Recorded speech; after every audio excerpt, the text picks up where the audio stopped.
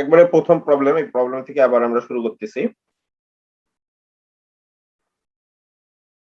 এখন অনেকদিন গ্যাপ হয়ে গেছে, তো তোমরা যখন ল্যাব গুলো অঙ্কগুলো করবা কিংবা বুঝবা, তোমাদেরকে ওই যে থিওরির যে শীট গুলো কিংবা পিডিএফ গুলো তোমাদের আছে ওগুলো একটু সাথে নিতে হবে। ওখান থেকে ফর্মুলা গুলো পড়ে নিয়ে তারপর এখানকার অঙ্কটা যদি তোমরা করো তাহলে অঙ্কগুলো বুঝতে পারবা ভালো, না হলে তোমাদের জন্য একটু কঠিন হয়ে যাবে। ঠিক আছে, তোমরা একটু ওই যে থিওরির শীট গুলো হাতে নিবা, হাতে নিয়ে ওখান থেকে আগে বুঝে নিবা যে আসলে এই অঙ্কের জন্য ওখানে ফর্মুলাটা কি আছে, তারপর তোমরা অঙ্কটা করবা। কারণ এখানে শুধু ফর্মুলা আছে, ফর্মুলার ডেসক্রিপশন দেওয়া নাই, আর ডেসক্রিপশন গুলা তো থিওরি শীটের মধ্যে আছে। আচ্ছা, এটাও বলছে the following data represent the production of tea in 00 kg per day in a tea garden। মানে বিভিন্ন দিনে একটা চা বাগানের চায়ের যে প্রোডাকশন হয় সেই প্রোডাকশনটা এখানে লিখছে, কালেক্ট করছে। 00 কেজি বলতে 8.8, এটাকে 00 মানে 100 দ্বারা গুণ করতে হবে, 880 কেজি, এটা 480 কেজি। তো সেই সংখ্যাগুলাকে এনারা একটু সংক্ষেপে লেখার জন্য ডেটাটা এইভাবে তুলছে যে 8.8 এখানে লিখে দিচ্ছে একবারে 00 কেজি। এটা ফ্যাক্টর না, 00 কেজিটা দেওয়া আছে এটা ফ্যাক্টর না, ফ্যাক্টর হচ্ছে আমাদের যে ডেটাটা দেওয়া আছে এটা হচ্ছে ফ্যাক্টর। এখন প্রশ্ন বলছে prepare a frequency table two represent the production of T in different days. বিভিন্ন দিনের টি এর প্রোডাকশনের জন্য একটা টেবিল তৈরি করতে বলছে। In how many days the production is 5 kg and above? In how many days the production is less than 9.8 kg? দুটো অপশনাল, প্রথমটা হচ্ছে বেসিক একদম ফ্রিকোয়েন্সি ডিস্ট্রিবিউশন টেবিল তৈরি করার প্রশ্ন। তো থিওরি শীটে দেখবা ফ্রিকোয়েন্সি ডিস্ট্রিবিউশন টেবিল তৈরি করার জন্য 6টা স্টেপ আছে ওখানে। থিওরি শীটে দেখি আমরা থিওরি শীটটা কোথায়।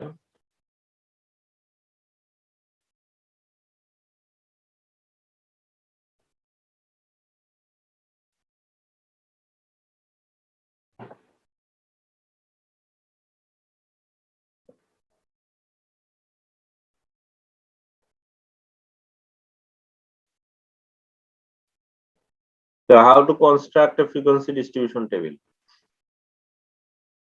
ঠিক আছে, ফ্রিকোয়েন্সি ডিস্ট্রিবিউশন টেবিল কিভাবে কনস্ট্রাক্ট করা যায়, এটা কনস্ট্রাক্ট করার জন্য স্টেপ আছে মোট 6টা। তার মধ্যে 1 নাম্বার স্টেপ হচ্ছে determine the range R equal to highest value minus lowest value. ওই ডেটা সেটার হাইয়েস্ট ভ্যালু কালেক্ট করতে হবে, লোয়েস্ট ভ্যালু কালেক্ট করতে হবে, দুটো বিয়োগ করে আর ক্যালকুলেট করতে হবে। The number of classes is to be decided. মোট কয়টা ক্লাস আমরা নিব সেটা ডিসাইড করতে হবে। সেটা ডিসাইড করার ফর্মুলা হচ্ছে Sturges formula, k equal to 1 plus 3.322 log n। n হচ্ছে ওই যে ওখানে টোটাল যত সংখ্যা সেই সংখ্যাটা। 3 নম্বরের স্টেপ হচ্ছে ক্লাস ইন্টারভ্যাল বের করা। ক্লাস ইন্টারভ্যাল হচ্ছে ওই যে range divided by number of class r divided by k। এটা হচ্ছে 3 নম্বরের স্টেপ। 4 নম্বরের স্টেপ হচ্ছে টেবিলে 3টা কলাম করতে হবে। 5 নম্বর স্টেপ হচ্ছে ট্যালি মার্ক দিতে হবে। 6 নম্বর স্টেপ হচ্ছে টোটাল নাম্বারটা কাউন্ট করতে হবে, টোটাল নাম্বারটা কাউন্ট করতে হবে। তাহলে এখন আবার আমরা অঙ্কে যাই। তাহলে 1 নম্বর স্টেপ হচ্ছে আমাদের হাইয়েস্ট ভ্যালু মাইনাস রেঞ্জ বের করতে হবে। 2 নাম্বার হচ্ছে স্টারজাস ফর্মুলা দিয়ে নাম্বার অফ ক্লাস আইডেন্টিফাই করতে হবে। 3 নাম্বার স্টেপ হচ্ছে ক্লাস ইন্টারভ্যাল বের করতে হবে। এই 3টা মূল কাজ, এই 3টা কাজ হলে পরেরগুলো অটোমেটিক হয়ে যাবে। ঠিক আছে, এখন অঙ্ক দেখা যায়।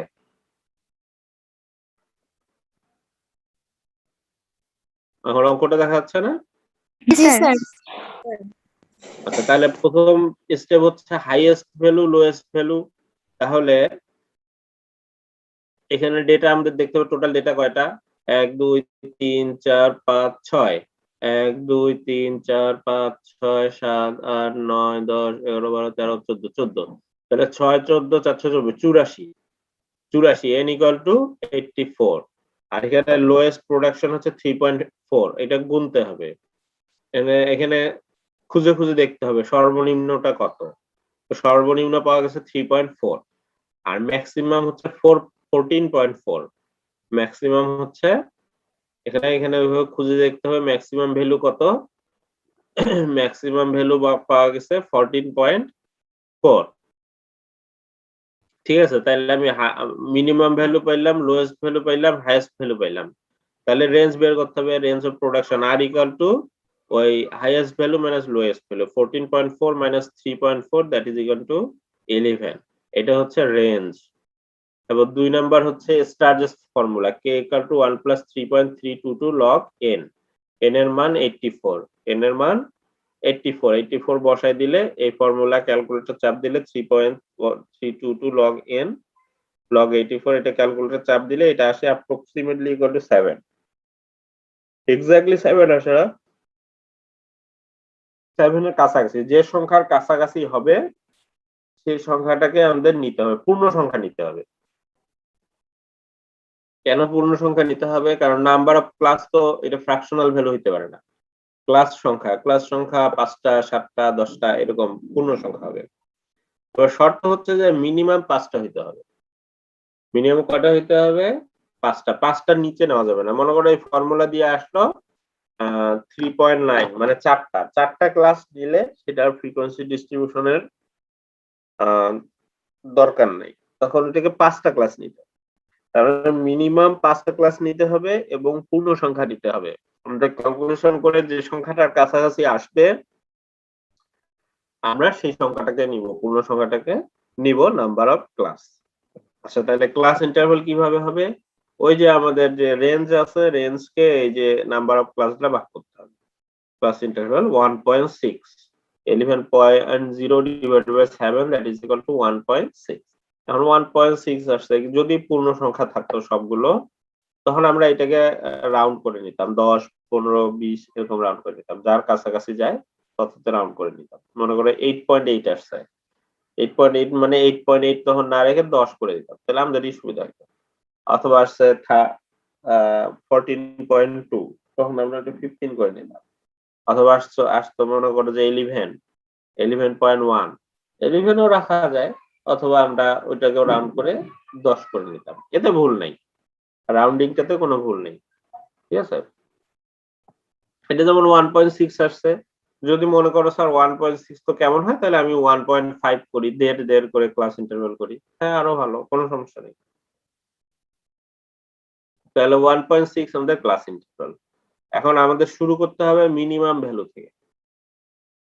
3.4 আমাদের মিনিমাম ভ্যালু থেকে শুরু করলাম। 3.4 থেকে 1.6 যোগ করলে 5.0, আর আবার 5.0 থেকে 1.6 যোগ করলে 6.6, আবার 6.6 থেকে এভাবে যোগ করে করে করে করে লাস্টেরটা আসলো 14.6। এখন এটা আমরা ক্লাস ইন্টারভ্যালটা লিখে নিলাম। এই অংশটুকু বাদ, আমাদের ফ্রিকোয়েন্সি এই অংশটুকু হচ্ছে বি আর সি নাম্বার প্রশ্নের উত্তর। এ নাম্বার প্রশ্নের উত্তর যেটা, ফ্রিকোয়েন্সি ডিস্ট্রিবিউশন টেবিল তৈরি করো, সেই ফ্রিকোয়েন্সি ডিস্ট্রিবিউশন টেবিলের আন্ডারে হচ্ছে এই 3টা জিনিস, এই 1, 2, 3 নাম্বার কলাম, এই 4 আর 5 নাম্বার কলাম ওর আন্ডারে নাই। তাহলে এখন আমরা যখন প্রথমটা ক্লাস ইন্টারভ্যালটা বের করে ফেললাম, আমি ক্লাস ইন্টারভ্যাল কিভাবে বের করব? ওই যে মিনিমাম ভ্যালু যেটা থাকবে সেটা শুরু করব, এরপর হচ্ছে আমার যে ক্লাস ইন্টারভ্যাল যত করে থাকতেছে তার তত করে যোগ করে করে দিব। এখন এখানেও 5.0, এখানেও 5.0, প্রশ্ন হচ্ছে কেন এবং 5 আসলে কোথায় রাখবো, এখানে রাখবো না এখানে রাখবো? ঠিক আছে, আচ্ছা এটাও ওই যে থিওরি শিটেই আছে, এই শিটটার মধ্যেই আছে, এই যে এক্সক্লুসিভ মেথড আর ইনক্লুসিভ মেথড। ঠিক আছে, এক্সক্লুসিভ মেথডে দেখো এখানে 0 থেকে 10, 10 থেকে 20, 20 থেকে 30, আর ইনক্লুসিভ মেথডে 0 থেকে 9, 10 থেকে 19, 20 থেকে 29। আমাদের সংখ্যাগুলো যদি ডিসক্রিট সংখ্যা হয়, পূর্ণ সংখ্যা হয়, তখন আমরা এরকম ইনক্লুসিভ মেথডে করব। পূর্ণ সংখ্যা শুধু যদি থাকে, ওখানে কোনো যদি দশমিক ভ্যালু না থাকে, আর যদি দশমিক ভ্যালু থাকে তখন আমরা এইভাবে করব। কেন? এইভাবে আমি যদি করতে গেলাম, দশমিক ভ্যালু, ওইখানে যেমন দশমিক ভ্যালু আছে, আমি এইভাবে ক্লাস ইন্টারভ্যালটা লিখছি, কারণ একটা ভ্যালু আমার আসলে 9.5, সেই 9.5 টাকে আমি কোথায় দিব, এখানে দিব না এখানে দিব? আমি কিন্তু কোথাও দিতে পারবো না। তার জন্য সলিউশন হচ্ছে inclusive method. Sorry exclusive method. এই এক্সক্লুসিভ মেথডটা এর নাম এক্সক্লুসিভ মেথড কেন?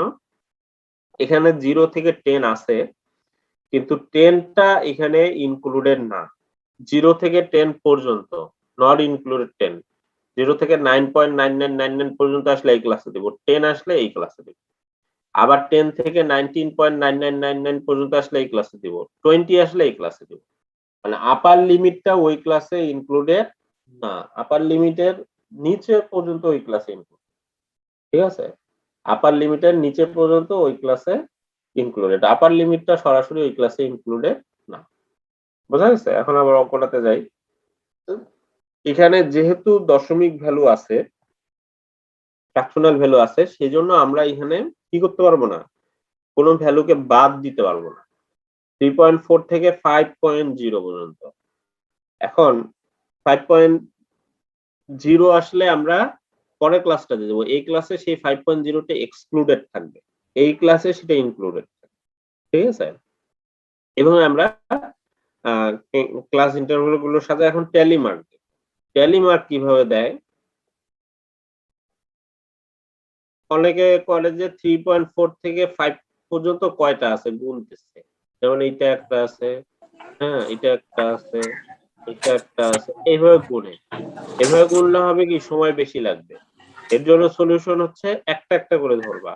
প্রথমটা এই যে 8.8, 8.8টা কাটে দাও, কাটে দিয়ে 8.8 এই জায়গায় কোন ঘরে পড়ে, এখানে পড়ে না, এখানে পড়ে না, এখানে পড়ে না, এই যে এই জায়গায় পড়ে, এই জায়গায় একটা এরকম করে দাগ দাও, এই জায়গায় একটা দাগ দিন। তারপর আবার 2 নম্বরটা কত, 4.8, 4.8 কোথায় পড়ে, এইখানে পড়ে, এখানে। এই মিউট হও সবাই।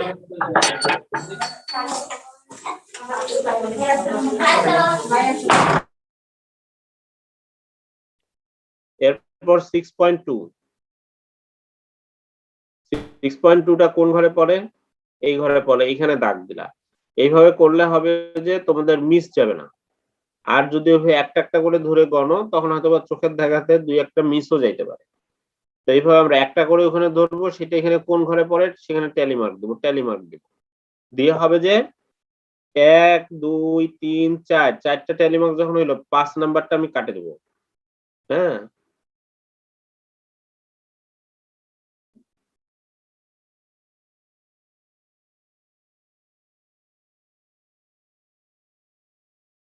ট্যালি মার্ক দেওয়ার নিয়ম হচ্ছে এই যে 1 2 3 4, 4টা হলো যখন 5 নাম্বারটা হয়ে কাটে দিলাম।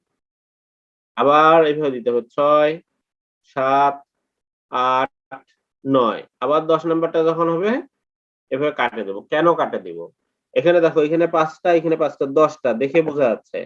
আর আমি মনে করো কাটে না দিয়ে 1 2 3 4 5 6 7 8 9 10। আর এখানে কিন্তু 10টা দেখে বোঝা যাচ্ছে না। এবং যখন 20-30টা হবে, এখানে মনে করো 20টা হইলো এরকম, তখন কিন্তু হিজিবিজি লাগবে। হিজিবিজি লাগবে না এই সিস্টেমটা? এটার জন্য সলিউশন হচ্ছে, সহজ উপায় হচ্ছে, আমরা 1 2 3 4 5 নাম্বারটা কেটে দিলাম, মানে একটা বন্ড তৈরি করে দিলাম। এটা এটা এটা একটা 5টার প্যাকেজ, এটা আবার একটা 5টার প্যাকেজ। আবার যদি দরকার হয় আবার 5টা দিব, মনে করো 3টাতে শেষ, তাহলে বোঝা যাচ্ছে 5 5 10 3 13।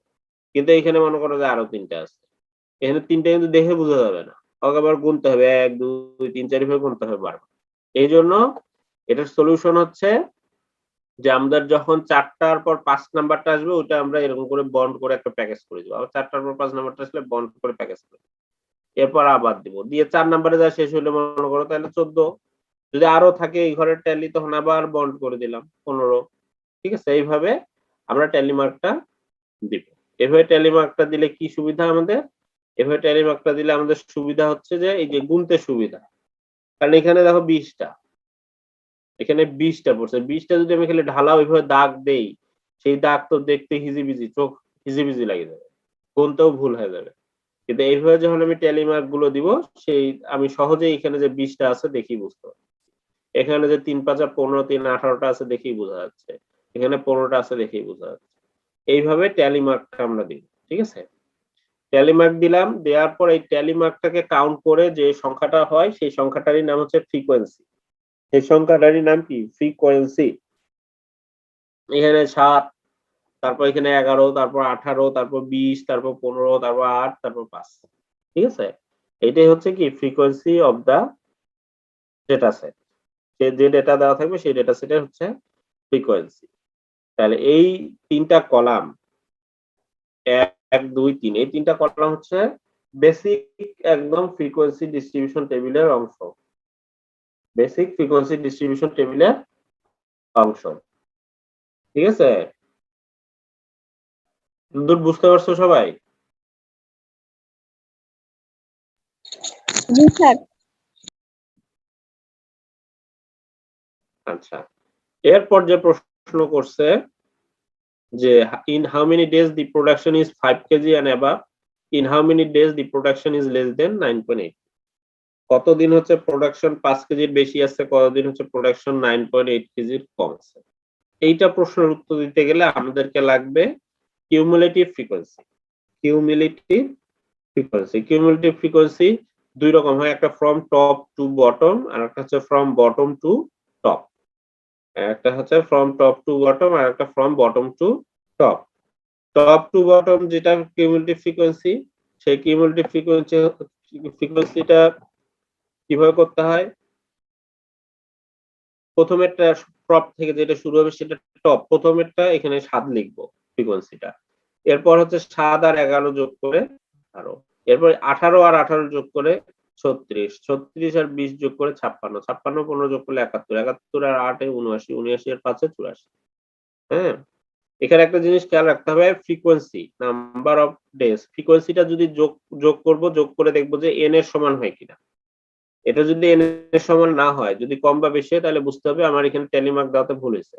মনে করো এখানে 83 হলো, 83 হলো, তখন বুঝতে হবে যে আমার কোথাও একটা ভ্যালু অবশ্যই কোথাও মিসিং গেছে। তখন আবার আমাকে ডেটা সেটটা চেক করতে হবে। আর যদি দেখি 84 মিলে গেছে, তাহলে বুঝবো যে না, আমার মোটামুটি ঠিক আছে। আচ্ছা, এই যে যখন কিউমুলেটিভ ফ্রিকোয়েন্সি করব ফ্রম টপ টু বটম, তখনও লাস্টেরটা আসে 84 হবে। Are from bottom to top, bottom মানে কি নিচ থেকে শুরু করতে হবে। নিচে এটা কত 5, 5 লিখবো। তারপর হচ্ছে 8 আর 5 13, 13 আর 15 28, 28 আর 20 48, 48 আর 18 66, 66 11 77, 77 7 84। বটম টু টপও আমাদের কি করতে হবে? ওকে যোগ করে করে নিচ থেকে যোগ করে করে উপরে যেতে হবে, লাস্টে 84 হবে। টপ টু বটম উপর থেকে যোগ করে করে নিচে আসতে হবে, লাস্টে কি হবে 84 হবে। এখন প্রশ্ন হচ্ছে দুইটা, একটা বলছে how many days the production is 5.0 KG and above, 5 কেজির বেশি কত দিনে আছে।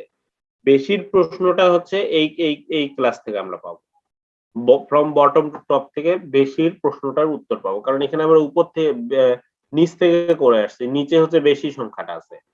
এখানে 13 12 এই সংখ্যাগুলোর নিচের দিকে আছে, বেশি বলছে 5 কেজির বেশি। এখানে আমরা যোগ করে করে 5 কেজি কোথায় আছে, এই যে এখানে আছে, এই ক্লাস পর্যন্ত কত 77। তার মানে 5 কেজির সমান অথবা বেশি আছে এরকম সংখ্যা হচ্ছে 77টা। ঠিক আছে? In 77 days the production is 5 kg and above, percentage করছে 92%। কিভাবে করছে? এই 77 কে 84 দ্বারা ভাগ করছে। 77 কে 84 দ্বারা ভাগ করলে 0.92 হয়, এটাকে 100 দ্বারা গুণ করলে 92%। আরেকটা প্রশ্ন ছিল in how many days the production is less than 9.8, less than প্রশ্নের উত্তরটা পাবো আমরা প্রথমটা থেকে, যেহেতু এটা উপর থেকে যোগ করে করে নিচে নামানো হয়েছে। 9.8 কোথায়? এই যে এখানে 9.8, এই 9.8 এর সোজা কত হচ্ছে 56। তার মানে 9.8 কেজি প্রোডাকশনের নিচে কম প্রোডাকশন আছে হচ্ছে 56 দিনে। In 56 days the production is less than 9.8, in 56 days the production is less than 9.8 KG. ঠিক আছে? তাহলে এটা কাজ হচ্ছে স্যার কিউমুলেটিভ আপনি যে ফ্রিকোয়েন্সি। বললেন স্যার 9.8 আমরা নিচের কলামে ধরবো,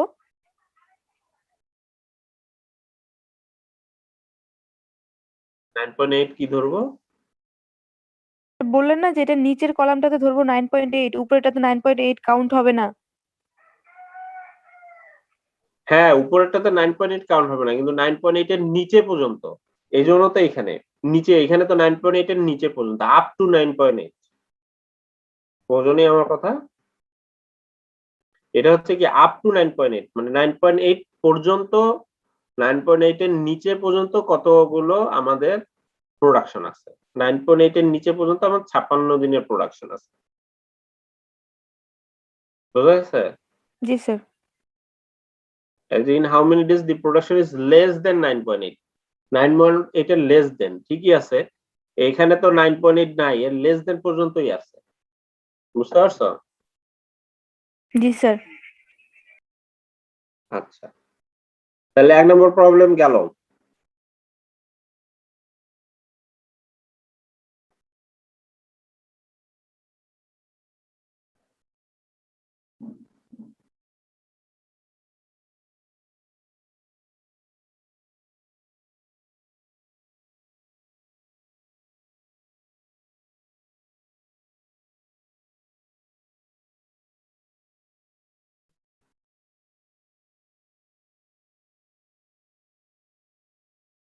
আচ্ছা। এর একটা ইলেকট্রিক্যাল এর এক্সাম্পল আছে। কিন্তু এই এক্সাম্পল গুলো তোমাদের যখন পরীক্ষায় আসবে তোমাদের ডেটা দিয়েই থাকবে। এখানে জাস্ট বইয়ের উদাহরণটা আমি স্ক্যান করছি তো। প্রবলেমটা যাই থাক তোমাদের আল্টিমেটলি এটা হবে মানে এগ্রিকালচার রিলেটেড। আগেরটা যেমন production of T agriculture related, এখানেও ওইরকম টাইপেরই জিনিস থাকবে।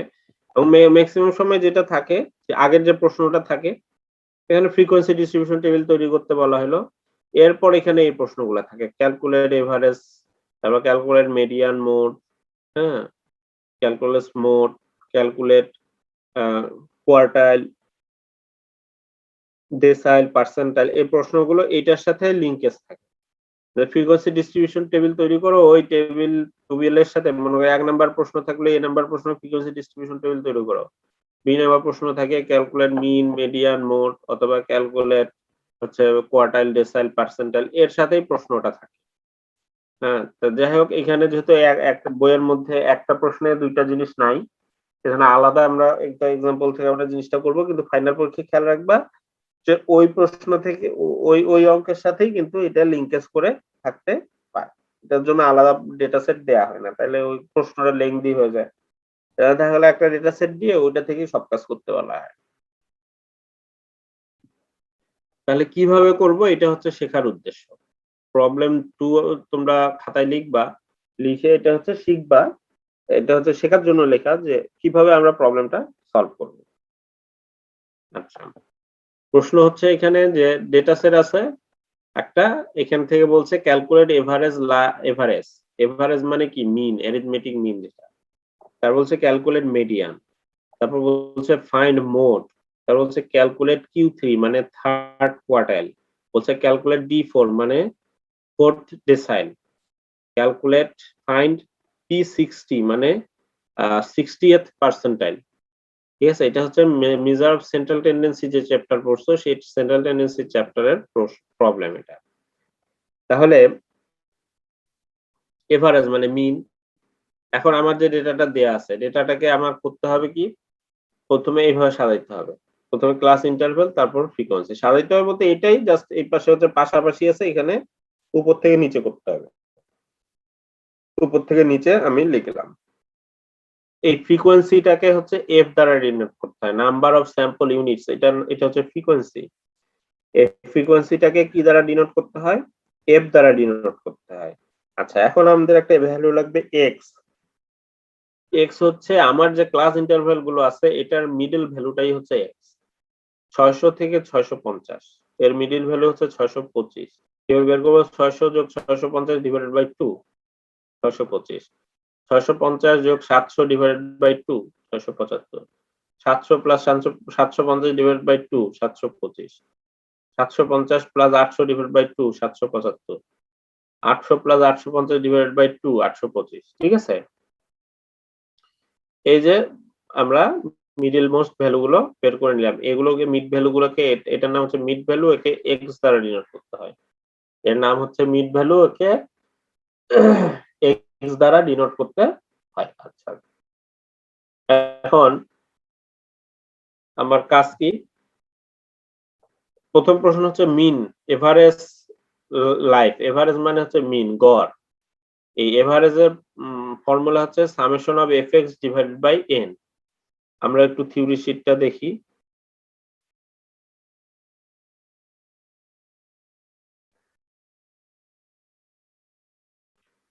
তোমরা দেখতে পাচ্ছ মেজার অফ সেন্ট্রাল টেন্ডেন্সি? জি স্যার। আচ্ছা, এই যে summation of fi xi divided by n, এটা হচ্ছে অ্যারিথমেটিক মিন, তাই না?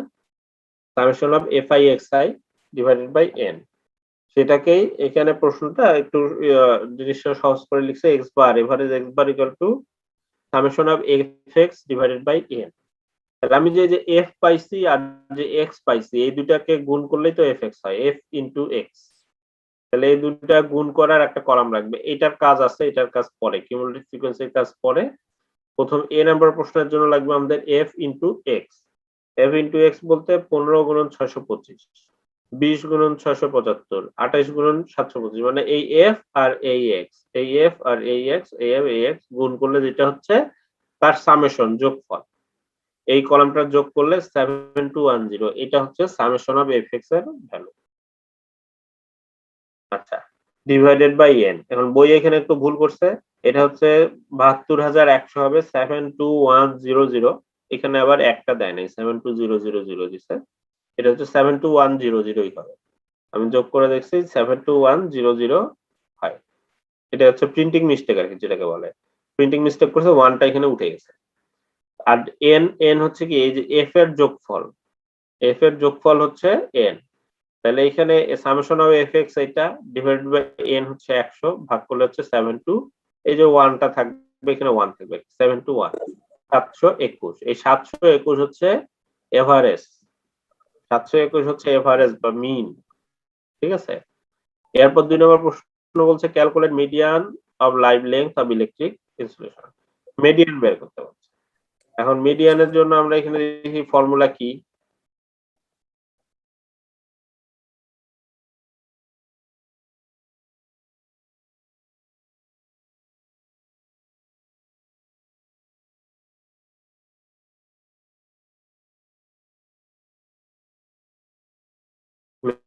মিডিয়ানের জন্য এই যে median equal to L plus N by two minus F divided by small M into C, ঠিক আছে?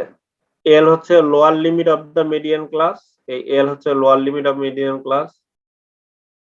আচ্ছা, এফ হচ্ছে cumulative frequency of pre median. বইয়ের সাথে এই নোটেশন গুলো একটু কম বেশি হতে পারে, হুবহু নাও থাকতে পারে, কারণ এক একটা বইয়ে এক এক রকম নোটেশন দেয়। তো n হচ্ছে total number of observations, capital F হচ্ছে cumulative frequency of the pre median class, আগের মিডিয়ান ক্লাসের।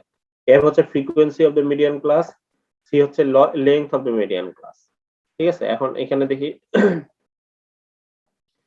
l প্লাস ওই যে n/2 minus c divided n/2 minus f, এই ক্যাপিটাল F টা এখানে c দ্বারা ডিনোট করা হয়েছে। এই n/2 মাইনাস ওই ক্যাপিটাল F যেটা ছিল সেটাকে c দ্বারা ডিনোট করছে, divided by small f into h। ওই ওখানে যেটা লেংথ অফ দ্য ক্লাস ছিল c, এখানে হচ্ছে h হচ্ছে লেংথ অফ দ্য ক্লাস, ঠিক আছে? ফর্মুলা কিন্তু একই আছে, নতুন ফর্মুলা না। আর এখানে লিখছে আলাদা হবে, এই যে n/2 minus c divided by এই f ইনটু h দিলে এরকম করে লেখা হচ্ছে, কিন্তু ক্যালকুলেশনের সুবিধার জন্য এইভাবে লিখছে যে h/f ডাইরেক্ট করে দিলাম n/2 মাইনাস c। তাহলে l হচ্ছে lower limit of median class, h হচ্ছে ক্লাস ইন্টারভ্যাল কত করে, আচ্ছা f হচ্ছে frequency of median class, n তো হচ্ছে টোটাল নাম্বার অফ অবজারভেশন, এই c হচ্ছে cumulative frequency of pre median class, median ক্লাসের আগের ক্লাসের কিউমুলেটিভ ফ্রিকোয়েন্সিটা কত, সেটা হচ্ছে c, ঠিক আছে? তাহলে এর জন্য আমাদের প্রথমে লাগবে যে মিডিয়ান ক্লাসটা কি। মিডিয়ান ক্লাসটা এখানে বলছে lower limit of median class, median class is the class which contains n/2th observation of the series। Data সেটের n/2 তম অবজারভেশনটা যেই ক্লাসে আছে সেই ক্লাসটাকেই মিডিয়ান ক্লাস বলা হচ্ছে। আচ্ছা, এখানে হচ্ছে n হচ্ছে 100, n/2 মানে হচ্ছে 50। এখন 50 তম অবজারভেশনটা কোন ক্লাসে আছে সেটা দেখার জন্য আমাদের কিউমুলেটিভ ফ্রিকোয়েন্সি কিউমুলেটিভ ফ্রিকোয়েন্সি আমরা করলাম। প্রথমটা 15, পরেরটা 15 যোগ 20 35, পরেরটা 35 যোগ 28 63, 63 যোগ 32 এটা, তারপর হচ্ছে 100। আর আমার 50 n/2 মানে হচ্ছে 50। 50 কোন ক্লাসে আছে দেখো, এখানে হচ্ছে 1 থেকে 15 নাম্বার অবজারভেশন, 16 থেকে 35 নাম্বার অবজারভেশন এই ক্লাসে, 36 থেকে 63 নাম্বার অবজারভেশনটা এই ক্লাসে। তার মানে 50 নাম্বার অবজারভেশনটা এই ক্লাসে আছে। এই ক্লাসটা হচ্ছে 700 থেকে 750, 700 থেকে 750, এইখানে হচ্ছে 50তম অবজারভেশনটা আছে। ঠিক আছে, তাহলে মিডিয়ান ক্লাস হচ্ছে আমার এই যে 700 থেকে 750, এই ক্লাসটা হচ্ছে আমার মিডিয়ান। এখন একে বেস ধরে আমাদের বাকি কাজগুলো করতে হবে। একে বেস ধরলাম মানে কি, এল বলছে lower limit of median class, মানে এই যে 700 হচ্ছে এল, এর হচ্ছে কত 700। তারপর এইচ ক্লাস লেংথ কত 750, 700 থেকে 750 মানে 50, 50 হচ্ছে এইচ। এফ হচ্ছে frequency of median class 28, frequency of median class. আর n/2 মানে তো 100/2, মাইনাস সি হচ্ছে cumulative frequency of pre median class, median ক্লাসের আগের ক্লাসের কিউমুলেটিভ ফ্রিকোয়েন্সি, তার মানে 35। মিডিয়ান ক্লাস এটা, তার আগের ক্লাস এটা, তার কিউমুলেটিভ ফ্রিকোয়েন্সি হচ্ছে 35, সেটা হচ্ছে সি। এই মান কয়টা বসাই দিলে আমরা ক্যালকুলেশন করলাম, ক্যালকুলেশন করে পাইলাম 726.79। ক্যালকুলেটর চাপলে এই ভ্যালুটা আসবে।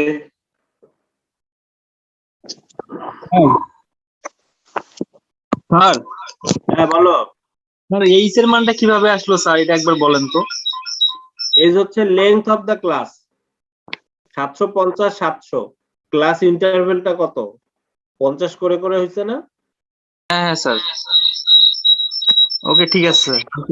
750 থেকে 800, 800 থেকে 850, এই হচ্ছে ক্লাস ইন্টারভেলটা। ঠিক আছে, জি স্যার। তোমরা একটু মনে রাখবা যে এল হচ্ছে lower limit of median class, H হচ্ছে class interval class length, F হচ্ছে frequency of median class, N তো হচ্ছে number total number of observation, C হচ্ছে কি হ্যাঁ কিউমুলেটিভ ফ্রিকোয়েন্সি।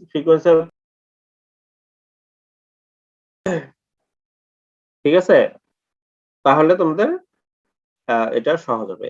এরপর হচ্ছে মোড বের করা, তাই না? মোডের জন্য যে ফর্মুলা আমরা ওই থিওরি শিটে দেখি, মোডের জন্য কি ফর্মুলা আছে। এই যে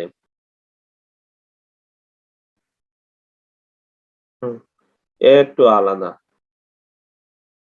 আচ্ছা, ওই এই শিটের সাথে মিলতেছে না তো ফর্মুলা গুলো, নোটেশন গুলো, F0 F1 বলাগুলো একটু কম বেশি হচ্ছে, মানে এটা এই বই একরকম বলছে, ওখানে ওইটা যে বই থেকে নেওয়া হয়েছে ওখানে একরকম বলছে। তাহলে আমরা এইখানে বুঝি, এটা যেমন মিডিয়ান বের করার জন্য একটা মিডিয়ান ক্লাস ছিল, মোড বের করার জন্য একটা মডাল ক্লাস হবে। মোড বের করার জন্য কি হবে, একটা আমাদের মডাল ক্লাস থাকবে। আচ্ছা, মডাল ক্লাসটা হচ্ছে কিভাবে পাবো? মিডিয়ান ক্লাস তো পাইলাম কিউমুলেটিভ ফ্রিকোয়েন্সির জন্য, এই যে সিএফ দিয়ে মিডিয়ান ক্লাস পাইলাম, যে 50 n/2 তম অবজারভেশনটা কোন ক্লাসে বসছে সেটাই হচ্ছে মিডিয়ান। আচ্ছা, আর মোড হচ্ছে যেই ক্লাসের ফ্রিকোয়েন্সি বেশি, যেই ক্লাসের ফ্রিকোয়েন্সি ম্যাক্সিমাম, সেটাই হচ্ছে মডাল ক্লাস। এখানে ফ্রিকোয়েন্সি ম্যাক্সিমাম কোনটা দেখো, একটা 15 20 28 32, এটাই হচ্ছে ম্যাক্সিমাম ফ্রিকোয়েন্সি। তাহলে মোড হচ্ছে এই যে 32, এই ক্লাসটাই হচ্ছে মডাল ক্লাস। যে ক্লাসে 32 আছে এই ক্লাসটাই হচ্ছে কি মডাল ক্লাস। যে ক্লাসে ফ্রিকোয়েন্সি ম্যাক্সিমাম সেটাকেই আমরা কি ক্লাস বলবো, মডাল ক্লাস বলবো। তাহলে এই ক্লাসটা হচ্ছে মডাল ক্লাস। এখন এই এই ক্লাসটাকে ধরে আমাদের এই জিনিসগুলো আইডেন্টিফাই করতে হবে, কোনটা কি। এল হচ্ছে lower limit of the modal class, L হচ্ছে lower limit of the modal class. H হচ্ছে লেংথ অফ দা ক্লাস, ক্লাসের লেংথ, ক্লাসের দৈর্ঘ্য কতখানি। F1 হচ্ছে frequency of the modal class, modal ক্লাসের ফ্রিকোয়েন্সি, মানে এটা হচ্ছে F1, 32 হচ্ছে F1, F0 হচ্ছে frequency of pre modal class, modal ক্লাসের আগের ফ্রিকোয়েন্সি, এটা হচ্ছে F0, F2 হচ্ছে frequency of post modal class, modal ক্লাসের পরের ক্লাসের ফ্রিকোয়েন্সি হচ্ছে F2, মানে যেটা মডাল ক্লাস সেটা হচ্ছে F1, তার আগেরটা F0, তার পরেরটা F2, F0 F1 F2, F0 F1 F2। ঠিক আছে, আর কিছু নাই। এল আছে, এইচ আছে, আর হচ্ছে F0, F1, F2। এল হচ্ছে lower limit of model class, H হচ্ছে length of the model class, F1 হচ্ছে ফ্রিকোয়েন্সি অফ মডেল ক্লাস। ওই মডেল ক্লাসটার ফ্রিকোয়েন্সি হচ্ছে F1, তার আগের ফ্রিকোয়েন্সিটা হচ্ছে F0, তার পরের ফ্রিকোয়েন্সিটা হচ্ছে F2। তাহলে এল হচ্ছে কত? মডেল ক্লাসের লোয়ার লিমিট 750, এইচ হচ্ছে 50, এই যে ক্লাস ইন্টারভেলটা দৈর্ঘ্যটা 50, আর F1 হচ্ছে 32, F0 হচ্ছে 28, F2 হচ্ছে 5। ঠিক আছে, F1 হচ্ছে 32, F0 28, F2 হচ্ছে 5। তাহলে মানগুলো বসাই দিলে 756.45, 756.45। এটা হচ্ছে মোট। তাহলে মিন পাইলাম 721,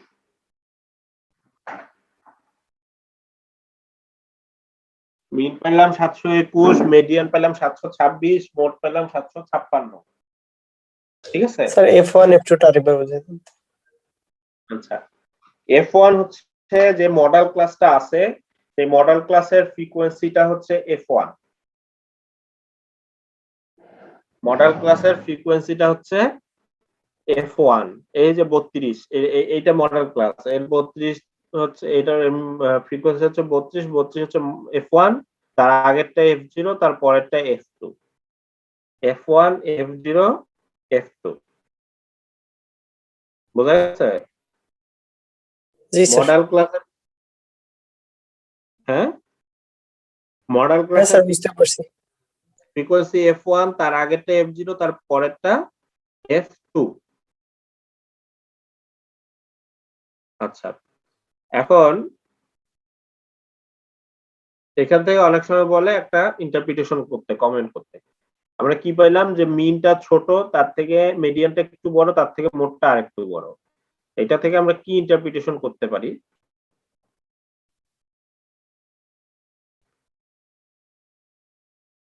এই যে দেখো, যদি মিন ছোট হয়, তার থেকে মিডিয়ান বড় হয়, তার থেকে মোড বড় হয়, সেই ডিস্ট্রিবিউশনটাকে বলা হয় নেগেটিভলি স্কিউড ডিস্ট্রিবিউশন। আর যদি মিন বড় হয়, তার থেকে মিডিয়ান ছোট হয়, তার থেকে মোড ছোট হয়, তখন সেটাকে বলা হয় পজিটিভলি স্কিউড ডিস্ট্রিবিউশন। আর তিনটাই যদি সমান হয়, তখন সেটাকে বলে সিমেট্রিক ডিস্ট্রিবিউশন। তাহলে এইখানে আমাদের কি আসছে? মিনটা ছোট, তার থেকে মিডিয়ান বড়, তার থেকে মোড বড়, তাহলে এটা হচ্ছে নেগেটিভলি স্কিউড ডিস্ট্রিবিউশন। এটার নাম হচ্ছে নেগেটিভলি স্কিউড ডিস্ট্রিবিউশন। ঠিক আছে, যদি উল্টাটা ঘটতো, যে মিনটা বড় হইতো, তার থেকে মিডিয়ান আরো ছোট, তার থেকে মোড আরো ছোট, তখন এটাকে আমরা বলতাম পজিটিভলি স্কিউড ডিস্ট্রিবিউশন। যেহেতু ব্যতিক্রম ঘটছে, সেহেতু এটার নাম নেগেটিভলি স্কিউড ডিস্ট্রিবিউশন। আচ্ছা, এখন তিনটা গেল। তারপর ছিল Q3, কোয়ার্টাইল বের করা, তারপর ডেসিমাল বের করা, পার্সেন্টাইল বের করা। এগুলো হচ্ছে সবই যে মিডিয়ানের যে ফর্মুলা। মিডিয়ান হচ্ছে পুরো ডেটা সেটটাকে দুই ভাগে ভাগ করে, তাই না? মিডিয়ান হচ্ছে পুরো ডেটা সেট, একটা ডেটা সেটকে দুই ভাগে সমান দুই ভাগে ভাগ করে। কোয়ার্টাইল হচ্ছে একটা ডেটা সেটকে সমান 4 ভাগে ভাগ করে, ডেসিমাল হচ্ছে একটা ডেটা সেটকে সমান 10 ভাগে ভাগ করে, পার্সেন্টাইল হচ্ছে সমান 100 ভাগে ভাগ করে। মিডিয়ানের ফর্মুলা থেকে এগুলো আসবে। মিডিয়ানে হচ্ছে n/2। এখানে আমরা ফর্মুলা গুলো দেখে নিই। মিডিয়ান ফর্মুলা এখানে n/2, তাই না? কোয়ার্টাইল হচ্ছে 4 ভাগে ভাগ করে, ওখানে হচ্ছে in/4, বাকি সব ঠিক থাকবে। in/4,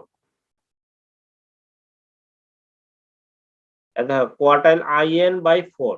আইটা কেন 4 ভাগে যেহেতু ভাগ করে, I1 হইলে ফার্স্ট কোয়ার্টাইল, I2 হইলে সেকেন্ড কোয়ার্টাইল, I3 হইলে থার্ড কোয়ার্টাইল। in/4। ডেসাইল in/10, বাকি সব কিন্তু একই। দেখো, L in/10, F F সব একই। পার্সেন্টাইল in/100, in/100 সবগুলোই ঠিক থাকবে। শুধু এখানে যেটা বের করতে হবে, পার্সেন্টাইল বের করলে 100 দ্বারা ভাগ, ডেসাইল বের করলে 10 দ্বারা ভাগ, কোয়ার্টাইল বের করলে 4 দ্বারা ভাগ।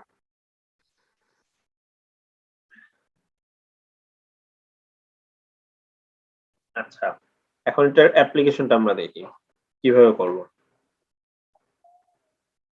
থার্ড কোয়ার্টাইল বের করতে বলছে, তাই না? টিউব 3 থার্ড কোয়ার্টাইল বের করতে বলছে। থার্ড কোয়ার্টাইলে হচ্ছে ওই যে 3n/4 in/4 যে ফর্মুলা ছিল, আইটা হচ্ছে কত নাম্বার কোয়ার্টাইল বের করব। ফার্স্ট কোয়ার্টাইল হইলে আই এর মান 1, সেকেন্ড কোয়ার্টাইল হইলে আই এর মান 2। দেখো সেকেন্ড কোয়ার্টাইল যদি হয়, আই এর মান যদি 2 হয়, 2n/4 মানে 2 কাটা হলে n/2 এই যে তখন এই ফর্মুলা একই, মানে second quartile is equal two median. ঠিক আছে, এখানে দেখো ফিফথ ডেসাইল ইকুয়াল টু মিডিয়ান, এখানে অনুরূপ ভাবে 50th percentile equal to median. তারপরে ওই মিডিয়ানের ফর্মুলাটাকে এক্সটেন্ড করা হচ্ছে। এখন এখানে বের করার জন্য আমরা যেমন এখানে মিডিয়ান ক্লাস ধরছি, এখানে কোয়ার্টাইল বের করার জন্য আমাদেরকে থার্ড কোয়ার্টাইলের ক্লাসটা বের করতে হবে। থার্ড কোয়ার্টাইলের ক্লাসটা কিভাবে বের করব? 3n/4 3n/4 কত হয়? n হচ্ছে 100, তাই না? 3 ইনটু 100 300 ডিভাইডেড বাই 4 মানে 75। আমাদেরকে দেখতে হবে 75 নাম্বার অবজারভেশনটা কোন ক্লাসে আছে। এখানে হচ্ছে 1 থেকে 15, এখানে হচ্ছে 16 থেকে 35, তারপর 36 থেকে 63, তারপর 64 থেকে 95, তার মানে 75th অবজারভেশনটা এই ক্লাসে আছে। তার মানে এই ক্লাসটাই হচ্ছে আমাদের থার্ড কোয়ার্টাইল ক্লাস। এই ক্লাসটা হচ্ছে কি Q3 ক্লাস। যদি ফার্স্ট কোয়ার্টাইল বের করতে বলতো 1n/4, তার মানে কি 100/4 25, তখন দেখতাম 25th তম অবজারভেশনটা কোথায় আছে? এই যে এইখানে। তার মানে এইটা হচ্ছে ফার্স্ট কোয়ার্টাইল ক্লাস। এটা তখন ফার্স্ট কোয়ার্টাইল ক্লাস হইতো। এখন যেহেতু 3n/4 75 এই ক্লাসে পড়ছে, এইটা হচ্ছে আমাদের থার্ড কোয়ার্টাইল ক্লাস। ঠিক আছে, থার্ড কোয়ার্টাইল ক্লাস যেহেতু এটা পাইলাম, তাহলে এল হচ্ছে কত? 750 ওর লোয়ার লিমিট। ঠিক আছে, ওর লোয়ার লিমিট হচ্ছে কত? 750। এই 750 হচ্ছে এল।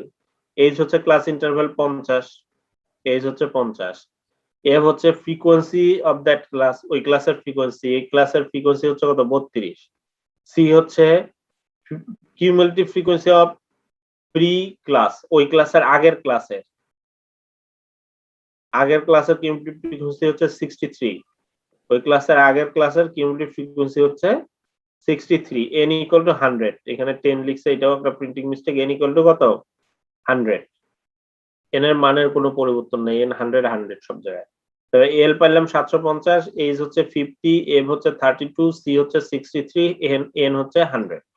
ঠিক আছে, এই মানগুলো বসায় দিলে 768.75 768.75।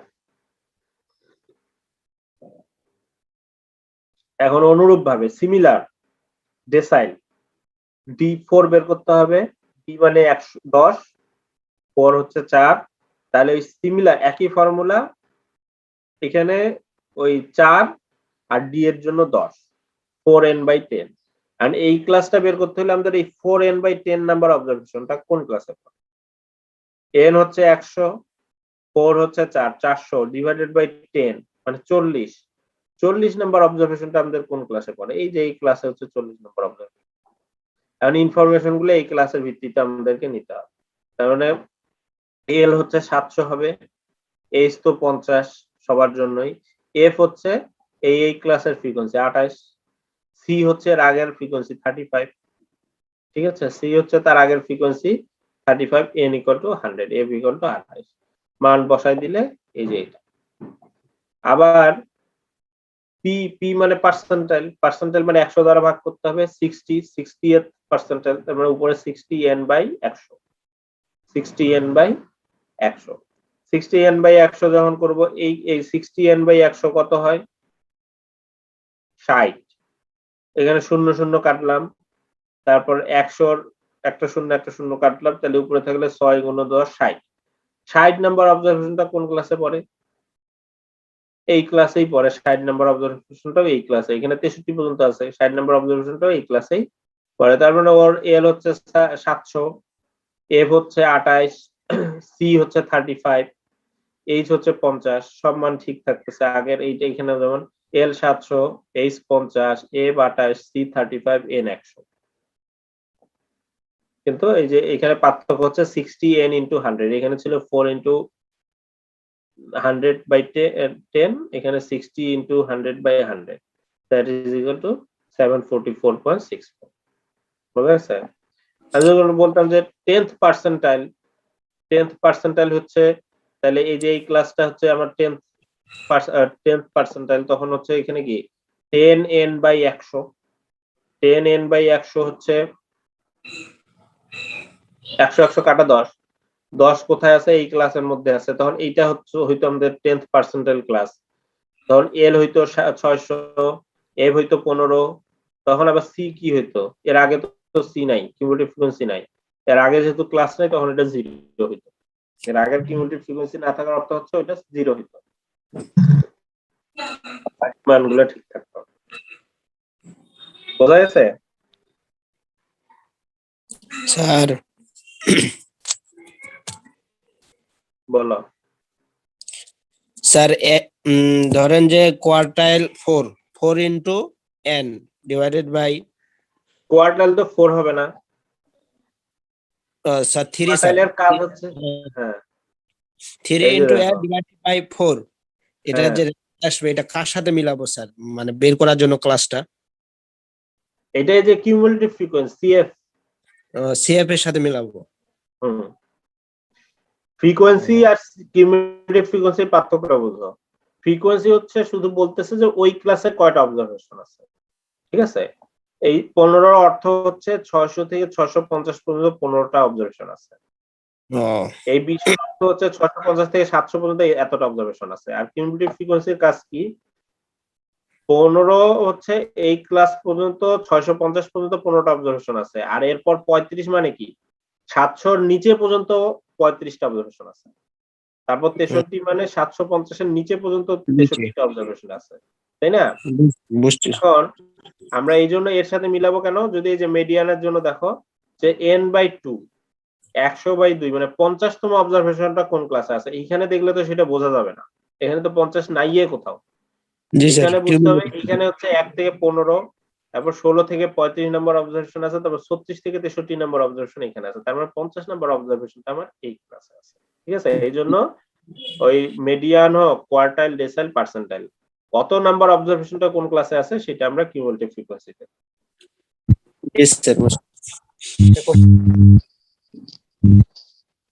স্যার গ্রুপ ডেটার জন্য স্যার এখানে n এর মান স্যার মানে ইভেন নাম্বার, যেমন 100 স্যার, এই জন্য আমরা n/2 তম অবজারভেশন করছি। স্যার এটা যদি স্যার মানে অড থাকতো তাহলে সেক্ষেত্রে কি করতাম মিডিয়ান বের করার ক্ষেত্রে? এই গ্রুপ ডেটার জন্য অড আর ইভেনের কোনো পার্থক্য নেই। আচ্ছা তোমাদের স্যার। প্র্যাকটিক্যালে আনগ্রুপ ডেটার অঙ্ক আসবে না, গ্রুপ ডেটার অঙ্কই আসার সম্ভাবনা 99.99%। এখানে অড ইভেনের কোনো পার্থক্য নেই। এখানে তোমার 99 হইলেও তোমার ফর্মুলা গুলো সব সেম, ঠিক আছে? তখন এখানে জাস্ট করতে হইতো কি 99/2, 99/2 হচ্ছে 49.5। তখন দেখতাম 49.5 এর কাছাকাছি অবজারভেশনটা কোথায় আছে, বুঝো নাই? জি স্যার। কিন্তু ফর্মুলা একই থাকে। আচ্ছা স্যার। ওটা হচ্ছে আনগ্রুপ ডাটার জন্য যখন আমরা মিডিয়ান এগুলো ক্যালকুলেশন করব তখন দেখতে হয় যে তোমার ইভেন নাম্বার নাকি অড নাম্বার। গ্রুপ ডাটার জন্য ওটা দেখার দরকার। স্যার বলো। মোড যদি সবচেয়ে শেষের ঘরে থাকে সেক্ষেত্রে তো পোস্ট মডেল ক্লাসটা নাই, তখন কি আমরা 0 ধরবো? 0 ধরবো, হ্যাঁ সুন্দর কোশ্চেন করছো একটা। এই যে মোডের জন্য তো pre model class, post model class আমাদের দরকার আছে, তাই না?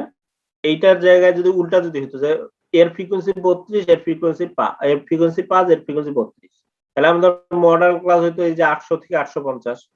তাহলে f2 এর মান কত হইতো? এখানে তো f2 নাই, পরের ক্লাস তো নাই, সেটা 0, সেটা 0 হইতো। আবার যদি এরকম হয় যে এইটা হচ্ছে আমার মডেল ক্লাস, তাহলে তার f0টা 0 হইতো, যেহেতু আগের ক্লাসটা নাই। না থাকার অর্থ কি? নাই কেন?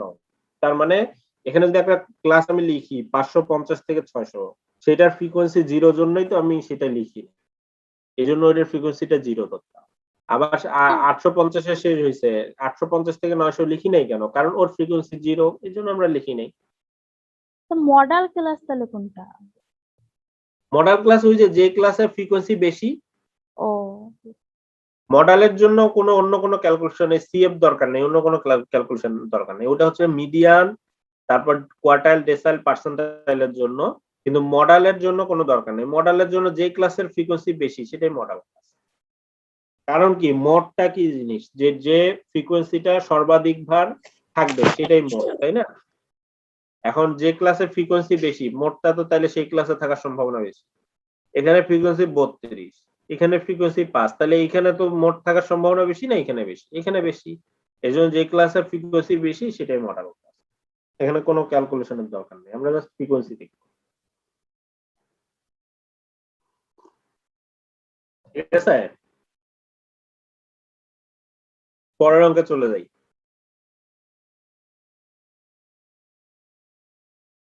Calculate geometric mean and harmonic mean. এই দুটাও যদি প্রশ্ন থাকে ওই একই প্রশ্ন থেকে থাকবে। দেখা গেল 1 নম্বর প্রশ্ন দিয়ে construct the frequency distribution table, তার সাথে calculate arithmetic mean, geometric mean, harmonic mean, ওই একই প্রশ্ন থেকে অনেক সময় বলে আর কি।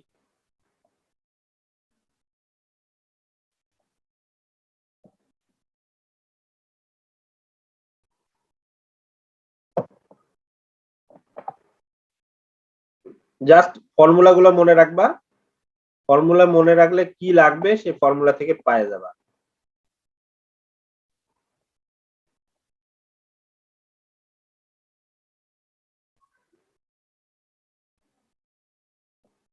এই যে জিওমেট্রিক মিনের ফর্মুলা হচ্ছে geometric mean that is equal to anti log 1/n summation of log of xi, anti log 1/n summation of log of xi। এটা হচ্ছে আনগ্রুপ ডেটার জন্য। এখানে কিভাবে বুঝলাম আনগ্রুপ ডেটা? কারণ ফ্রিকোয়েন্সি কোথাও দেওয়া নেই। গ্রুপ ডেটায় অবশ্যই ফ্রিকোয়েন্সি দেওয়া থাকবে। Anti log 1/n summation of fi log of xi, anti log 1/n summation of fi log of xi। এটা হচ্ছে জিওমেট্রিক মিনের ফর্মুলা। হারমোনিক মিনের formula n divided by summation of fi by xi, n divided by summation of fi by xi।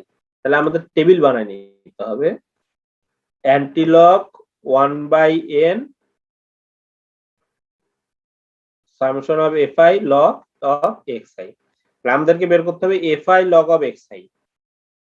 এই summation of fi log of xi যেটার সাথে summation থাকে আমাদের টেবিল থেকে সেই ভ্যালুটা বের করে নিতে হয়, এটা মনে রাখবা। যার সাথে সামেশন থাকবে টেবিল থেকে আমাদের সেই ভ্যালুটা বের করে নিতে হবে।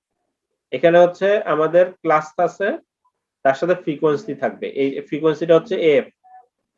আর x আমরা বের করব কিভাবে? ওই যে মিড ভ্যালু বের করে নিব, ক্লাসটার মিড ভ্যালু যে ক্লাসই থাক x বের করব হচ্ছে তার মিড পয়েন্ট অথবা মিড ভ্যালু দিয়ে।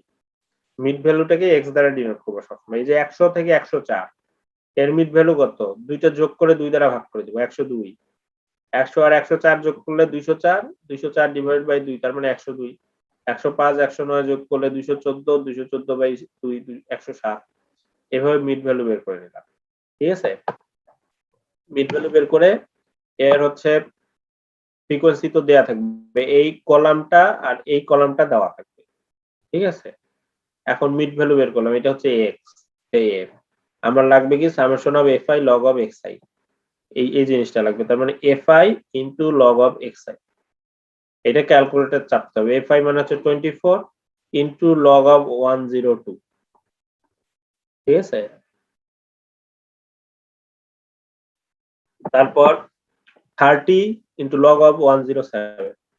ওই সায়েন্টিফিক ক্যালকুলেটর অবশ্যই লাগবে তোমাদের স্টার্টের ল্যাব পরীক্ষা দিতে গেলে। জেনারেল ক্যালকুলেটরে তো লগারিদমের ক্যালকুলেশন করতে পারবে না। 30 ইনটু লগ 107 তাহলে এই ভ্যালুটা আসবে। 45 ইনটু লগ 112 তাহলে এই ভ্যালুটা আসবে। এভাবে করলে এই ভ্যালুগুলো আসবে। তাহলে এটা হচ্ছে fi লগ অফ xi, এর সামেশন নিলাম, তাহলে summation of fi log of xi পাই গেলাম। আর n তো হচ্ছে ফ্রিকোয়েন্সির যোগফল, ফ্রিকোয়েন্সি যোগ করলেই তো আমরা সবসময় কি পাবো? n পাবো। আচ্ছা, এটা গেল জিওমেট্রিক মিনের জন্য। একই সাথে হারমোনিক মিনের জন্য আমাদের কি লাগবে? n divided by f by x, f into 1/x মানে f বাই x। এখানে এফ বাই এক্স করে নিবা। এফ হচ্ছে 24 ডিভাইড বাই এক্স 102, এফ হচ্ছে 30 divide by 107, 45 divide by 112, 65 divided by 117, 72 divide by 112। এটা সামেশন করলাম, তাহলে এটা হচ্ছে এফ ইন্টু 1 বাই এক্স এর সামেশন। ঠিক আছে, এফ ইন্টু 1 বাই এক্স এর সামেশন। তাহলে এখানে anti log summation of F I log of x I divide by N, ওখানে হচ্ছে 1 বাই, এখানে আছে হচ্ছে এই 1 বাই এন দিয়ে আছে, ওই একই কথা। এই যে 1 বাই এন আছে, তো 1 বাই এন মানে কি ডিভাইডেড বাই, এত ডিভাইডেড বাই ওই একই কথা। Summation of F I log of x I divide by n, তাহলে summation of F I log of x এর মান 485.95 ডিভাইড বাই এন এর মান 236, তাহলে 2.059, অ্যান্টি লগ 2.059, সেটা হচ্ছে 114.58, 114.58। ঠিক আছে, অ্যান্টি লগ কিভাবে দিবা? শিফট লগ, শিফট দিয়ে লগ দিলে ক্যালকুলেটরে দেখবা ছোট একটা 10 আসছে, সেই ছোট 10টার মান নামই হচ্ছে অ্যান্টি লগ। শুধু তোমরা প্রথমে এটা ভাগ করে নিলা 2.059, তারপর শিফট লগ দিলে ছোট একটা 10 এর মতো আসবে, ওখানে তার সাথে 2.059 দিয়ে ইকুয়াল চাপ দিলেই এই ভ্যালু, ঠিক আছে, 114.58 চলে আসবে। এটা তোমরা একটু হাতে কলমে এগুলা ক্যালকুলেটর চাপার জিনিসগুলো একটু প্র্যাকটিস করে নিবা। অ্যান্টি লগ হচ্ছে শিফট চাপ দিয়ে লগ চাপ দিতে হবে, ঠিক আছে। আর এই যে harmonic mean n divided by এই যে summation of fi into xi, n এর মান হচ্ছে আমাদের কত এই অঙ্কের জন্য 236 ডিভাইডেড বাই 2.06, ভাগ করলে 114.56, 114.56, ঠিক আছে।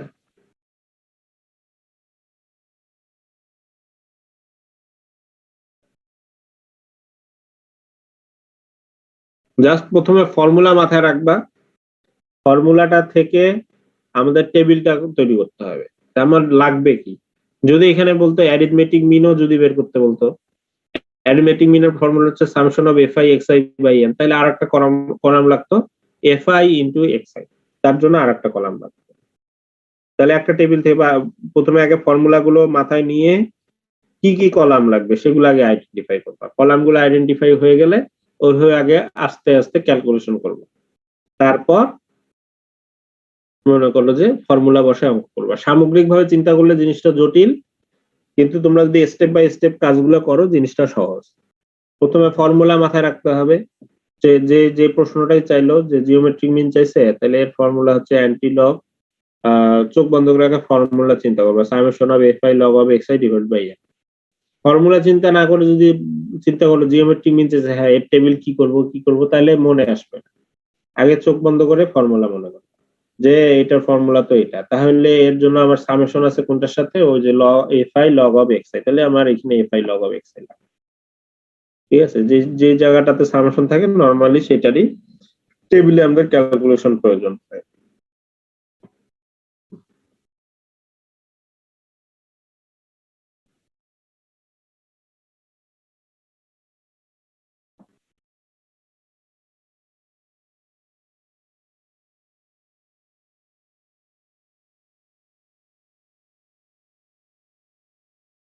ছোট একটা অঙ্ক দেখো,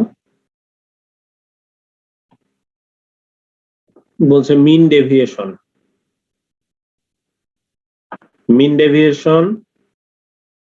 ডেভিয়েশন ফ্রম মিন এর ফর্মুলা হচ্ছে 1 by n summation of f into x minus x bar, f into x minus x বার।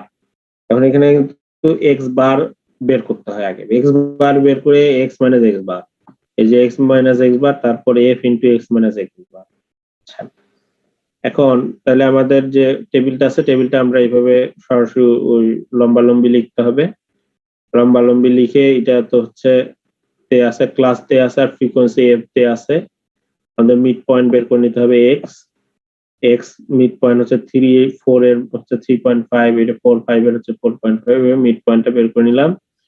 তাহলে এখানে একটা জিনিস ওরা করে নাই, x বার যে বের করতে হবে এক্স বারের জন্য summation of F x by N, summation of F X কিন্তু তারা টেবিল করেনি, তারা কি করছে ক্যালকুলেটরে একবারে চাপ দিছে 3 into 3.5 plus 7 into 4.5 plus 22 into 5.5 plus 60 into 6.5 এভাবে একবারে চাপ দিয়া ক্যালকুলেটর থেকে এই যে সামেশন অফ এফ এক্স এর মানটা বের করছে। তো তোমাদের ওইভাবে দরকার নাই, তোমরা এখানে আরেকটা ছোট্ট করে কলাম করবা F into x, F into x, তাইলে ওই সামেশন অফ এফ এক্স টা ওই কলাম থেকে পাবা। সামেশন অফ এফ এক্স পাইছে ডিভাইডেড বাই এন, এন হচ্ছে এখানে এই যে ফ্রিকোয়েন্সির যোগফলটা হচ্ছে সবসময় মনে রাখবা ফ্রিকোয়েন্সির যোগফলটা হচ্ছে এন, ফ্রিকোয়েন্সির যোগফলটা হচ্ছে এন, তাহলে এন হচ্ছে 217 ভাগ করছে 7.09, এক্স বার পাইছে। আমাদের কি দরকার f into modulus of x minus x bar, x bar হচ্ছে কত 7.09, তাহলে modulus of x minus x bar 3 minus 7.09, ঠিক আছে 7 মাইনাস কি বিয়োগ করছে, সরি এটা থেকে না এক্স মাইনাস এক্স বা এক্স তো হচ্ছে এটা, সেটা তো আমি বললি যে বিয়োগফল মিলে না কেন, এক্স তো হচ্ছে এটা, এটা তো এ 3.5 মাইনাস 7.09, 4.5 মাইনাস 7.09, ক্যালকুলেটরে বিয়োগ দিবা, বিয়োগ করলে এটা তো বিয়োগ করলে 3.5 মাইনাস 7.09 বিয়োগ করলে নেগেটিভ হবে, কিন্তু এই যে মডুলাস থাকার কারণে নেগেটিভটা নেগেটিভ থাকবে না, সব পজিটিভ হয়ে যাবে, মাইনাস গুলো কি হয়ে যাবে প্লাস হয়ে যাবে, মাইনাস গুলো প্লাস হয়ে যাবে, প্লাস হয়ে আমাদের এই যে এই ভ্যালুটা বের হইলো। এরপর হচ্ছে F into x minus modulus of x minus x bar, এর সাথে এফ গুণ করতে হবে 3 ইন্টু এই যে এর ভ্যালু 7 ইন্টু এর ভ্যালু 22 ইন্টু এর ভ্যালু, এটা ভ্যালু গুলো যোগ করে এই যে summation of F into x minus x bar modulus এটা বের করলাম 198.53, এরপর হচ্ছে ফর্মুলা হচ্ছে ওই 1 বাই এন, এই 198.53 ডিভাইডেড বাই এন ভাগ করলে হচ্ছে 0.915, এটা হচ্ছে মিন ডেভিয়েশন ফ্রম মিন, এটা হচ্ছে কি মিন ডেভিয়েশন ফ্রম মিন, এটা হচ্ছে মেজার্স অফ ডিসপারশন চ্যাপ্টারের, কোন চ্যাপ্টারের এটা সেলুলার টেন্ডেন্সির পরের চ্যাপ্টার অঙ্ক, measures of dispersion, mean deviation from mean হয়ে গেল। আর একটা এখানকার প্রবলেম পরে আজকে ক্লাসটা শেষ করব, calculate coefficient of variation from the following data, CV বের করা,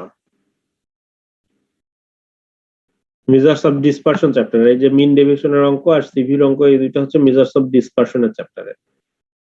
সিভি হচ্ছে সিভির ফর্মুলা হচ্ছে sigma divided by X bar into 100, সিগমাটা হচ্ছে স্ট্যান্ডার্ড ডেভিয়েশন, এক্স বারটা হচ্ছে অ্যারিথমেটিক মিন, অ্যারিথমেটিক মিন কিন্তু সব জায়গাতে লাগে, দেখো সিগমা হচ্ছে স্ট্যান্ডার্ড ডেভিয়েশন, এক্স বার হচ্ছে অ্যারিথমেটিক মিন ইনটু 100, ঠিক আছে।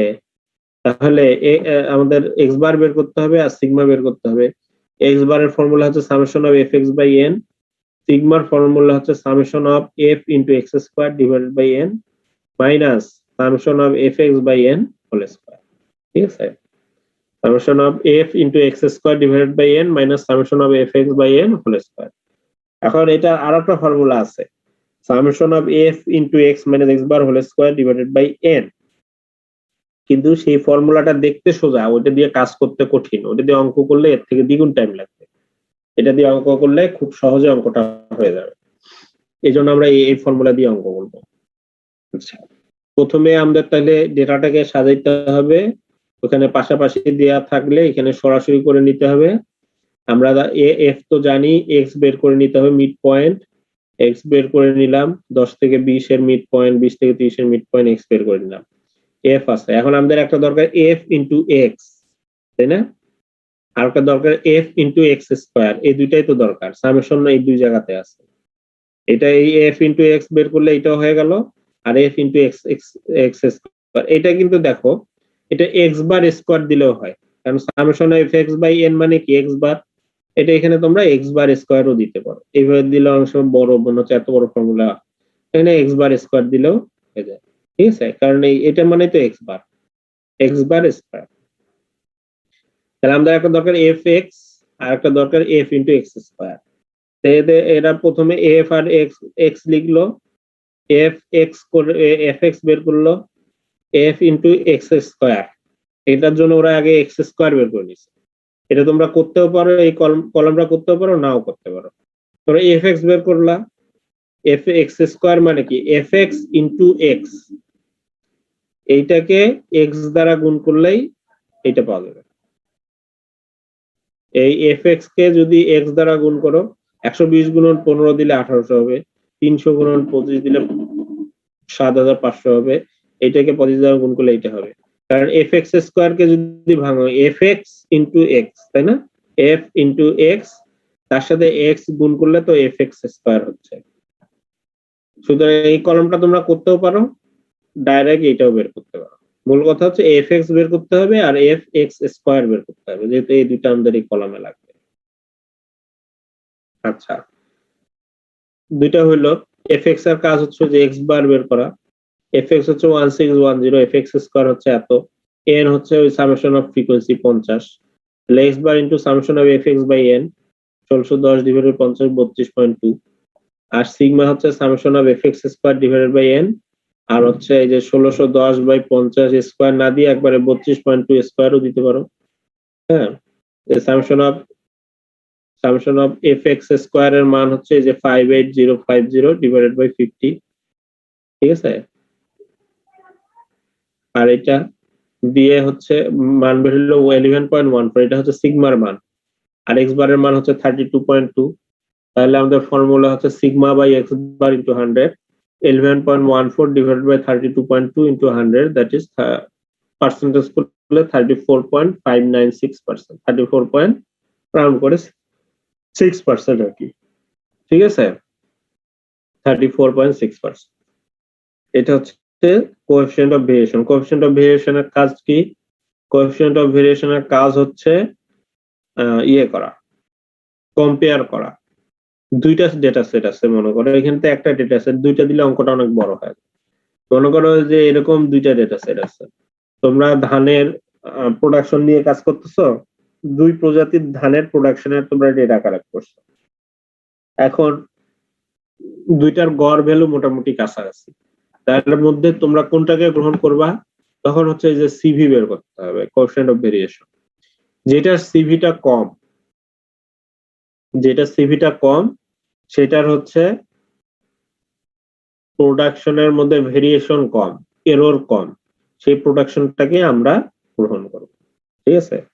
ভেরিয়েশন কম হওয়ার অর্থ হচ্ছে সেই জিনিসটা কনসিস্টেন্ট বেশি, বিশ্বস্ত বেশি, ঠিক আছে?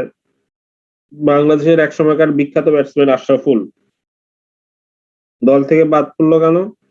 খুব ভালো খেলতো, কিন্তু খুব হঠাৎ মানে ভালো খেলতো একদিন, আর কি একবারে ডাব্বা মারতো বেশি দিন। ওই যে স্ট্যান্ডার্ড ডেভিয়েশন চ্যাপ্টারে উদাহরণ দেওয়া আছে, দেখিও মেজার্স অফ ডিসপারশন চ্যাপ্টারে, ধারাবাহিকতার অভাব। একদিন 100 করলো, পরের দিন 0 মারলো, তারপরের দিন আবার 20 করলো, পরের দিন আবার 120 করলো, মানে ঠিক ঠিকানা নাই কোন দিন কি করলো, ধারাবাহিকতার অভাব। আর একজন হচ্ছে সে সেঞ্চুরিও করে না, 0 মারে না, প্রত্যেকদিন 50-60 40-50-60 এরকম করে রান করতেছে, তার মানে তার ধারাবাহিকতা আছে। এখানে দুইটা, তোমরা মনে করো ধানের দুইটা জাত প্রোডাকশন করছো, একটা জাতের ধারাবাহিকতা নেই, খুব ভালো প্রোডাকশন হতে পারে, একবারে খুব খারাপও হইতে পারে, আর একটা জাত মোটামুটি মিডিয়াম লেভেলের একটা প্রোডাকশন দিচ্ছে। তার মানে এই জাতটা যদি আমরা রোপণ করি, এটা হচ্ছে একটা মিনিমাম লেভেলের একটা আমাদের বেনিফিট দিবে। আর একটা জাত আছে, এটা যদি রোপণ করে রিস্ক আছে, খুব ভালো হইতে পারে, খুব খারাপ হইতে পারে। তার মানে যেটার আমাদের ভেরিয়েবিলিটি কম, সেই ডেটা সেট থেকে আমরা ভালো বলবো। এই জন্য কোএফিসিয়েন্ট অফ ভেরিয়েশন। 2 বা ততদিন যদি ডেটা সেট থাকে, তাহলে সিভি বের করবো, আর সিভি বের করে যেটা সিভি কম সেটাকে আমরা ভালো বলবো। ঠিক আছে, আজকে এ পর্যন্তই। নেক্সট দিন আমরা সিআর এর সাথে কথা বলে দেখি সরাসরি ক্লাস নেওয়ার ব্যবস্থা করা যায় কিনা। যদি যায় তো আলহামদুলিল্লাহ, আমরা করবো। আজকে যে অঙ্কগুলো করলাম এগুলো সিরিয়ালি 1 2, এখানে যে নাম্বার থাকে থাক, তোমরা তোমাদের মতো সিরিয়ালি 1 2 3 4 5 5টা পর্যন্ত করছি, মানে 5 নাম্বার পর্যন্ত প্রবলেম দিবা, দিয়ে এটা কিন্তু লিখবা, এটা অ্যাসাইনমেন্ট আকারে জমা নেওয়া হবে, ঠিক আছে? এই শীটটা আছে তোমাদের কাছে? স্যার আচ্ছা, আমি শীটটা সিআর এর সাথে যোগাযোগ করে দেওয়ার ব্যবস্থা করতেছি। তো একটা ক্লাসরুম ছিল, ক্লাসরুমটা মনে হয় আর্কাইভ করে দিছি, তাই না? ওই মিড নিলাম না কি যেন নিলাম, নিয়ে আর্কাইভ করে দিছি। ক্লাসরুমটা তো খুলে দিলে তো আবার তোমরা ইয়ে করবা।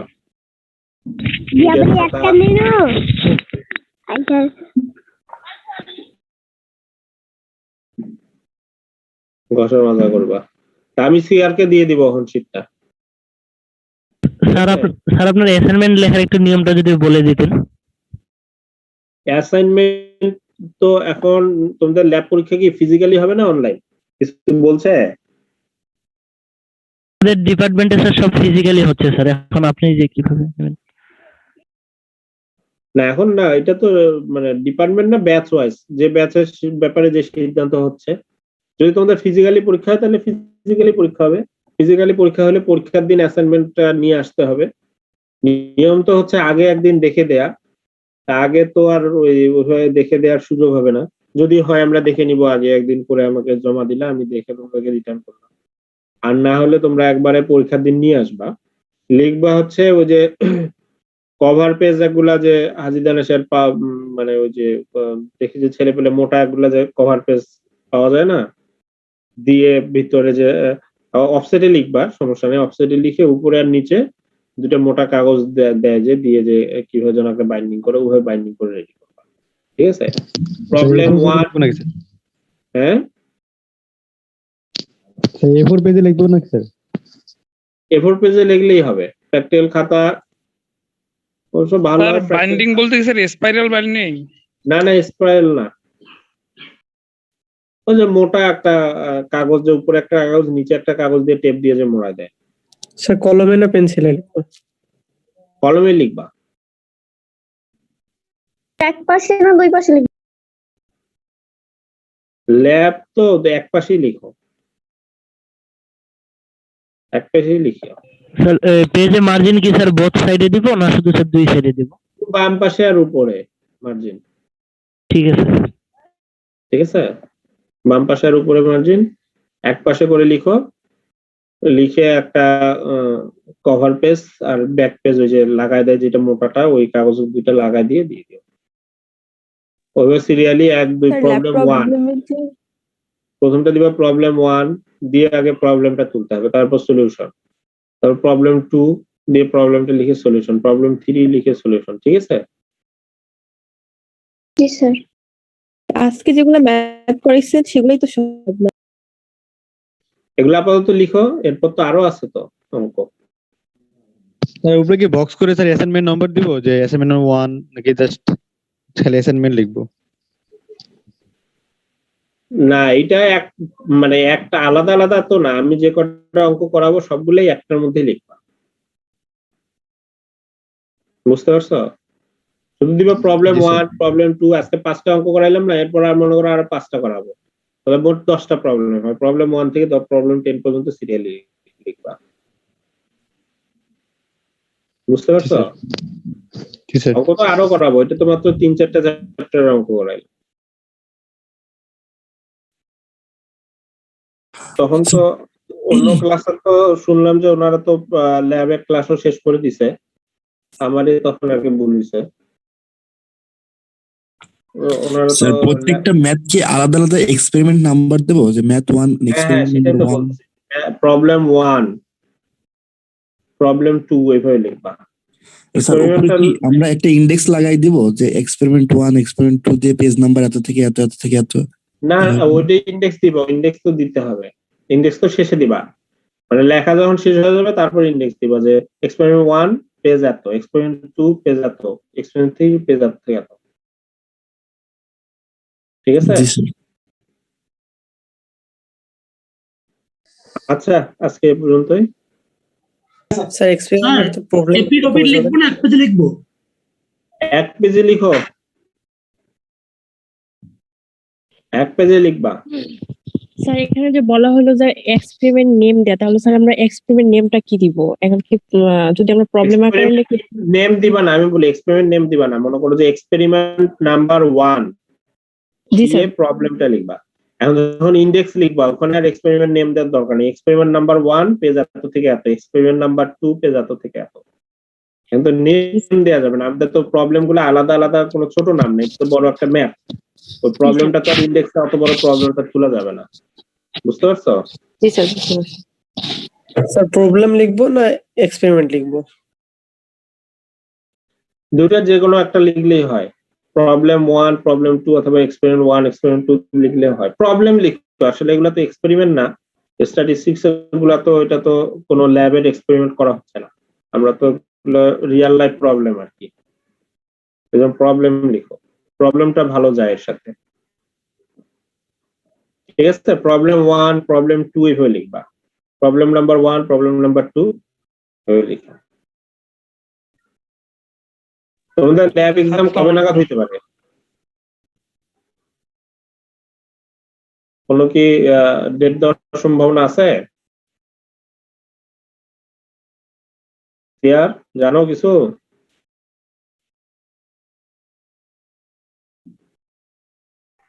হ্যালো, স্যার এখনো কিছু বলেনি ওরকম কবে হতে পারে। স্যার অন্য ডিপার্টমেন্ট গুলো তো বলছে যে 1 মাসের মধ্যেই সবকিছু ফাইনাল পরীক্ষা হতে পারে। আচ্ছা আমি দেখি 2-3 দিন, আরো 3 দিন মনে করো ক্লাস নিতে হবে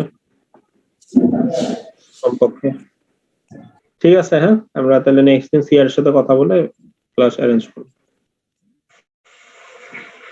খোদা হাফেজ।